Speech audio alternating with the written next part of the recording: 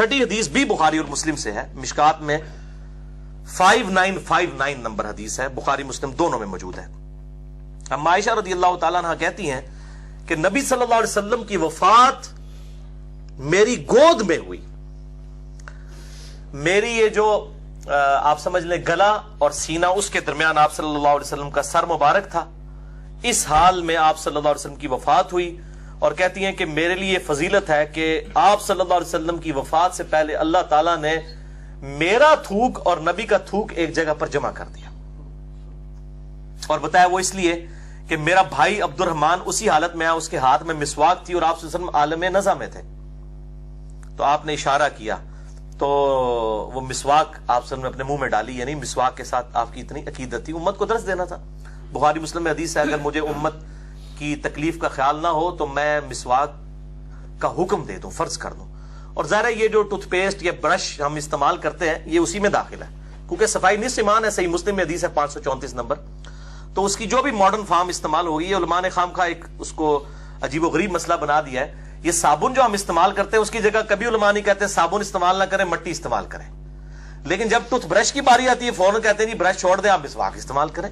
تو اصل مقصد ہے دانتوں کی صفائی، تاکہ منہ سے بدبو نہ آئے، اور دانت ضرب نہیں ہوتے ہیں، ظاہر ہے جب بوڑھا ہو جاتا ہے دانت گرتے ہیں، تو جب کھانا کھائے تو وہ دانتوں کا کام بھی معدے کو کرنا پڑتا ہے، معدہ ڈسٹرب، صحت ختم ہو جاتی ہے انسان کی۔ اس لیے نبی صلی اللہ علیہ وسلم بڑی اہمیت دلاتے تھے، دانتوں کی صفائی کے اوپر اہمیت ہے، نہ کہ صرف مسواک کرنے کے اوپر۔ مسواک کریں بہت افضل بات ہے، لیکن اگر کوئی ٹوتھ برش بھی استعمال کرتا ہے اور دانتوں کی صفائی کی نیت ہے تو اس کو اجر ملے گا، جس طرح صابن کے ذریعے صفائی ہے۔ تو سیدنا عبد الرحمن بن ابی بکر نے وہ مسواک دی، نبی صلی اللہ علیہ وسلم نے اپنے مبارک منہ میں چبائی تو بڑی سخت تھی، تو سیدہ عائشہ کہتی ہیں کہ آپ سے چبائی نہیں گئی کمزوری کی وجہ سے، تو کہتی ہیں میں نے وہ مسواک لی، میں نے اسے نرم کیا اور پھر نبی صلی اللہ علیہ وسلم کے مبارک منہ میں داخل کی، اور کہتی ہیں الحمدللہ حضور کا تھوک اور میرا تھوک ایک جگہ پر جمع ہو گیا۔ جب حضور کا تھوک مبارک اس کو لگا تو سیدہ عائشہ کے منہ میں آیا، اور سیدہ عائشہ کا جب تھوک اس کے اوپر لگا وہ نبی صلی اللہ علیہ وسلم کے منہ کے اندر کیا، الحمدللہ۔ بلکہ بخاری مسلم میں حدیث ہے، سیدہ عائشہ کہتی ہیں کہ نبی صلی اللہ علیہ وسلم جب کبھی کوئی پانی تناول فرمایا کرتے تھے پہلے مجھے دیتے، اور میں برتن سے پیتی تو جس جگہ میں منہ لگا کے پیتی اس جگہ سے حضرت صلی اللہ علیہ وسلم منہ لگا کے پانی کو پیا کرتے تھے، اور اتنی محبت فرمایا کرتے تھے، الحمدللہ۔ بہرحال اس حوالے سے جو آپ صلی اللہ علیہ وسلم کی وفات کے حوالے سے جو ڈیٹیل چیپٹر ہے وہ مشکات میں آپ کو مل جائے گا، انٹرنیشنل نمبر کے مطابق 5956 سے لے کر 5972 تک 17 احادیث ہیں وفات النبی کے ٹاپک کے اوپر، اور ایک الگ سے بھی کتاب ہے، وہ ہے میرے بھائیوں سنن نسائی الکبریٰ کا یہ چیپٹر وفات النبی صلی اللہ علیہ وآلہ وسلم۔ امام احمد بن شعیب نسائی رحمہ اللہ تعالی المتوفى 303 ہجری، انہوں نے کتاب لکھی تھی سنن نسائی الکبریٰ، بڑی سنن نسائی۔ اس میں مختلف چیپٹرز تھے جو اب الگ سے آنا شروع ہیں۔ اس وقت جو ہمارے پاس سنن نسائی ہے وہ سنن نسائی الصغریٰ ہے، وہ اسی کی آپ سمجھ لیں اس میں سے ڈیڈکٹ کی گئی ہے، اسی کا ایک چیپٹر ہے وفات النبی صلی اللہ علیہ وسلم۔ اسی طریقے سے اسی کا ایک چیپٹر ہے خصائص علی، یہ جس میں سیدنا علی کے فضائل پر امام نسائی نے 194 احادیث ناسبیوں کے رد پر لکھی، کیونکہ وہ جب دمشق میں گئے تو وہاں سیدنا علی سے نفرت کا اظہار کیا جاتا تھا، پھر سیدنا علی کے فضائل پہ انہوں نے یہ کتاب لکھی، یہ بھی اس سنن نسائی الکبریٰ کا چیپٹر ہے۔ اسی طریقے سے اسی کا چیپٹر ہے فضائل قرآن بھی، فضائل صحابہ بھی، کئی چیپٹرز الگ سے آ چکے ہیں۔ ہمارے پاس جو سنن نسائی ہے اسی میں سے انہی کے شاگرد ہیں احمد بن محمد، جنہیں امام ابن السنی بھی کہا جاتا ہے، المتوفى 364 ہجری، انہوں نے سنن نسائی الکبریٰ میں سے سنن نسائی الصغریٰ لکھی، جس میں 5761 احادیث ہیں۔ جو سنن نسائی الکبریٰ ہے اس کے اندر 11770 ہیں، وہ عربی میں ہے۔ اب یہ اس کے چیپٹرز جو ہیں ہمارے جیرم شہر سے جو ہے وہ چھپنے شروع ہوئے ہیں، اس لیے میں نے ان کا تعارف بھی کروا دیا۔ اور مشکات میں بھی اگر آپ کو سنن نسائی کا حوالہ ملے بعض کا تو وہ نسائی میں حدیث ہی نہیں ملتی، کیونکہ وہ سنن نسائی الکبریٰ کا حوالہ دیتے ہیں، اصل کتاب وہ تھی۔ اور یہ جو ہم آیت الکرسی کی فضیلت پہ حدیث بیان کرتے ہیں انٹرنیشنل نمبر کے مطابق سنن نسائی الکبریٰ میں 9928 نمبر حدیث ہے، ہاں جی 9928 سنن نسائی الکبریٰ۔ دیکھیں میں نے اس کے ساتھ لکھا ہے سنن نسائی الکبریٰ گرین کارڈ کے اوپر۔ کہ جو شخص فرض نماز کے بعد آیت الکرسی پڑھ لے وہ مرتے ہی جنت میں داخل ہوگا. لیکن نماز پڑھنی پڑنی ہے, خالی آیت الکرسی پڑھنا کچھ نہیں ہونا, نماز کے فوراً بعد پڑھ لے. تو یہ آیت الکرسی کا یہ والا وظیفہ سنن نسائی الکبریٰ میں موجود ہے. اور لوگ کہتے ہیں آپ جی 9928 بتا رہے ہیں, اس میں تو حدیث ہی 5761 ہے. تو بھائی میں بولتا بھی ہوں لکھتا بھی ہوں سنن نسائی الکبریٰ, جو بڑی سنن نسائی ہے. یہ جو کتب ستہ میں سنن نسائی ہے یہ اسی میں سے اجتبا کیا ہوا ہے, سنن نسائی الصغریٰ 5761 احادیث. اور یہ تمام احادیث کی کتابیں جو مین ہے اہل سنت کی انٹرنیشنل نمبر کے مطابق اردو میں, عربی میں اور انگلش میں ہماری ویب سائٹ اہل سنت پاک.com پہ رکھی ہوئی ہیں. تو ایون یہ مشکات والے جب اس کا تعارف کرواتے ہیں, جب مشکات میں سنن نسائی کا حوالہ ملتا ہے تو وہ الکبریٰ کا ہی ہوتا ہے, وہ آپ کو الصغریٰ میں کئی احادیث نہیں ملیں گی جو الکبریٰ کے اندر ہے. اسی کا یہ چیپٹر ہے وفات النبی. یہ میں انشاءاللہ اس کے اوپر پورا الگ سے لیکچر بھی دوں گا, بلکہ میرا خیال ہے میں سوچ رہا تھا ربیع الاول شریف کا مہینہ آنے والا ہے, تو 3 سال پہلے ہم نے حیات النبی پہ لیکچر دیا تھا. اس دفعہ میرا خیال ہے ہم وفات النبی کے اوپر ایک لیکچر رکھتے ہیں کہ آپ صلی اللہ علیہ وسلم کو غسل کس نے دیا, آپ صلی اللہ علیہ وسلم کا کفن مبارک کیسا تھا, آپ کو قبر مبارک میں کس نے اتارا, کیسے معاملات ہوئے. چلو یہ بھی ڈن ہو گیا. یہ اچانک ابھی میرے دماغ میں بات آئی ہے وفات النبی اس کتاب کی وجہ سے.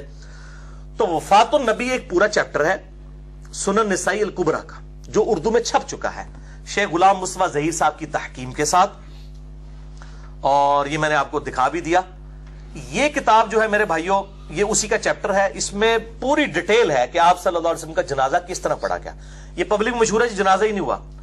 یہ بات صحیح ہے کہ جنازہ اس طرح نہیں ہوا کہ ایک امام آگے ہو اور پیچھے مقتدی ہو. وہ جگہ ہی بہت تنگ تھی, صحابہ نے پروٹوکول دیا, ایک ہی صف کی جگہ تھی. کچھ ٹولیوں میں اصحاب داخل ہوتے تھے, 4 تکبیریں پڑھتے تھے, اس میں الفاظ موجود ہیں, دعا پڑھتے تھے, درود پڑھتے تھے, سلام پھیر کے پھر دوسری طرف نکلتے تھے. یہ کہتے صرف درود و سلام پڑھ کے نکل جاتے تھے. 4 تکبیروں کے الفاظ ہیں, میں حدیث وہ انشاءاللہ سنن نسائی الکبریٰ سے بتاؤں گا.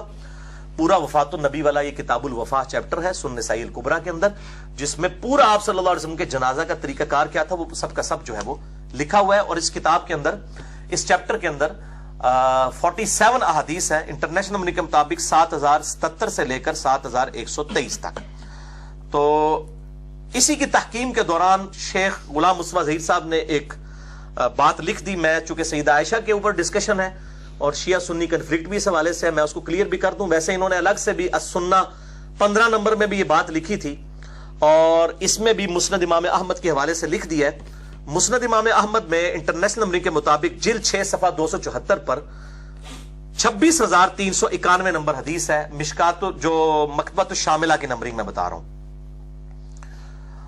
اور اس کتاب وفات النبی میں بھی انہوں نے 116 نمبر پیج پہ وہ روایت لکھ دی ہے سیدہ عائشہ رضی اللہ تعالی عنہا کے حوالے سے, کہ یہی الفاظ جو بخاری مسلم میں مسند احمد میں بھی موجود ہیں. اور اس حدیث کو شیخ شعیب ارنوت بھی صحیح کہتے ہیں رحمہ اللہ تعالی, چونکہ اب وہ فوت ہو چکے ہیں, اور شیخ غلام مصطفیٰ ظہیر صاحب زندہ ہیں حافظہ اللہ تعالی, تو انہوں نے بھی اس حدیث کو صحیح کہا ہے. السنہ 15 نمبر کے اندر بھی لکھا, اور وفات النبی کی تحکیم کے دوران 116 نمبر پیج پہ, السنہ 15 نمبر میں 49 نمبر پیج پہ, کہ سیدہ عائشہ کہتی ہیں وہی الفاظ بخاری مسلم کے جو ہے کہ آپ صلی اللہ علیہ وسلم کی وفات میری گود میں ہوئی, آپ صلی اللہ علیہ وسلم کا سر مبارک جو ہے وہ میرے گلے اور سینے کے درمیان تھا. مسند احمد میں آگے الفاظ جو ہے وہ موجود ہیں, وہ میں آپ کو الفاظ بتا دیتا ہوں کہ سیدہ عائشہ کہتی ہیں کہ رسول اللہ صلی اللہ علیہ وسلم کی وفات میرے حلق اور سینہ کے درمیان میری باری کے دن ہوئے. اس میں نے کسی پر ظلم نہیں کیا, لیکن یہ میری ناسمجھی اور کم عمری تھی کہ نبی صلی اللہ علیہ وسلم کی جب وفات میری گود میں ہوئی تو میں نے آپ صلی اللہ علیہ وسلم کا سر مبارک اٹھا کر تکیہ پر رکھ دیا اور خود عورتوں کے ساتھ مل کر اپنے چہرے پر پیٹنا شروع کر دیا. یوں اب وہ اہل تشیع اسی سے پلی لیتے ہیں. میں نے مسئلہ نمبر 66A میں بھی یہ بتائی تھی بات, اور وہ کہتے ہیں جی اما عائشہ نے سب سے پہلے ماتم کیا, آپ ہمیں کیوں نہیں ماتم کرنے دیتے؟ تو میں نے بتایا تھا یہ سند بالکل اس کی صحیح ہے, لیکن سیدہ عائشہ نے خود اس میں یہ بات مانی ہے کہ میری کم عمری کی وجہ سے جذباتیت میں یہ مجھ سے ہوا, یعنی انٹینشنلی.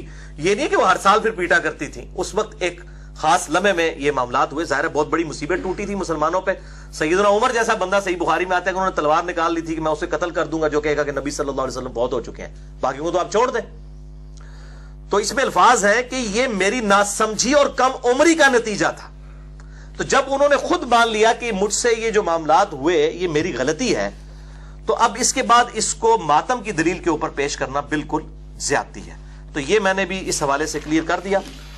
باقی اہل سنت اور اہل تشیع دونوں کی کتابوں میں موجود ہے کہ نبی صلی اللہ علیہ وسلم کے عقد میں جب رخصتی کے وقت سیدہ عائشہ کی عمر جو ہے 9 سال تھی. اس کے اوپر جو جھگڑا کیا جاتا ہے میں نے 159A میں بھی اس کو بریف کر دیا ہے. یہ بالکل فراڈ ہے، غلط کوشش کی جا رہی ہے، یہ معجزانہ طور پر معاملہ ہوا. اس کے علاوہ جو سیدہ عائشہ سے آپ صلی اللہ علیہ وسلم کی آئلی زندگی کی روایتیں ہیں، حیض و نفاس، غسل سے متعلق میاں بیوی کے ریلیشن شپ، اس کے اوپر سیدہ عائشہ کے اوپر جو تان کیا جاتا ہے بعض غالی رافضیوں کی طرف سے اور بعض منکرین احادیث کی طرف سے، بخاری اور مسلم کے اوپر لام تان کیا جاتا ہے کہ یہ جھوٹی روایتیں ہیں، نعوذ باللہ. میں نے پچھلی دفعہ 159A مسئلے میں اس کو ایڈریس کر دیا تھا. آج اس کی زیادہ ڈیٹیل میں جانے کی ضرورت نہیں ہے.